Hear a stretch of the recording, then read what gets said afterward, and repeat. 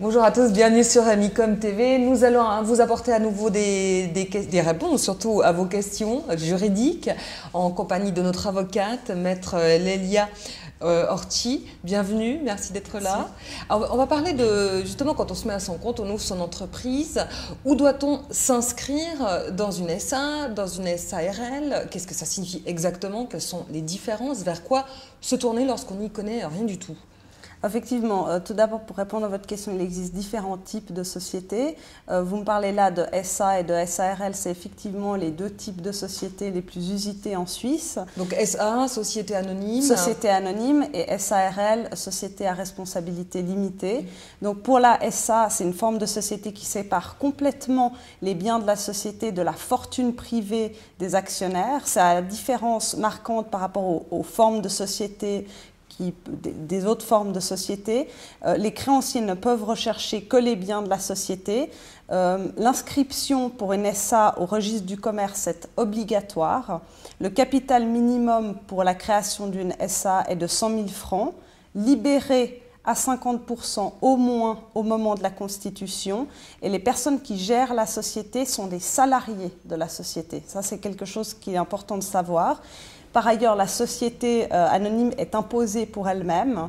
Il y a une double imposition économique dans la société anonyme. Celle-ci paie en effet l'impôt sur le bénéfice net et celui-ci, s'il est distribué, est imposable, encore une fois, chez l'actionnaire personnellement.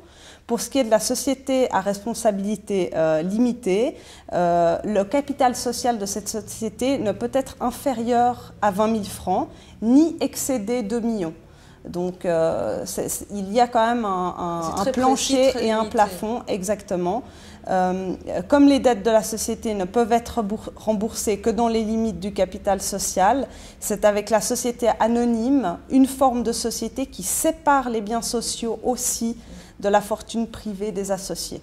Voilà pour ce qui est de ces deux sociétés. Et combien faut-il être? Est-ce qu'on doit être plusieurs pour avoir accès plus facilement à l'une ou l'autre? Alors maintenant, le droit des sociétés permet d'être seul pour l'ouverture de sa SA, autant que pour l'ouverture d'une SARL. Exactement. Et est-ce qu'il faut être résident en Suisse ou est-ce qu'on peut avoir une adresse à l'étranger et ouvrir sa SA ou il est nécessaire, en tout cas, dans la mesure où on serait plusieurs associés à créer une SA, qu'au moins un de ces associés soit effectivement résident en Suisse. Résident, pas suisse, mais résident en Suisse. Oui, absolument. D'accord.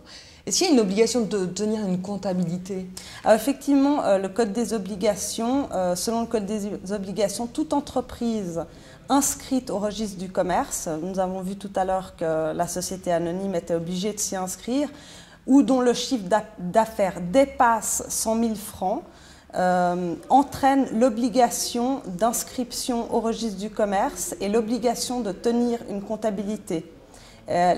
Par ailleurs, l'administration fiscale en exige autant des indépendants dont les revenus bruts dépassent 100 000 francs.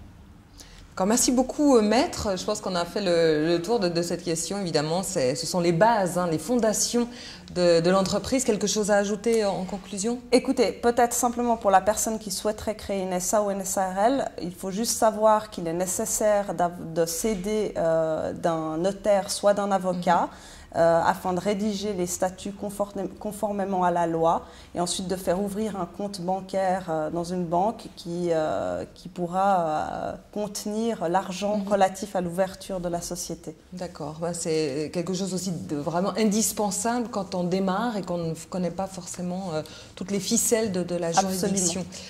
Très bien, merci beaucoup, Maître. On se retrouve une prochaine fois. Et pour nous, évidemment, on se retrouve pour notre thématique très prochainement. Au revoir.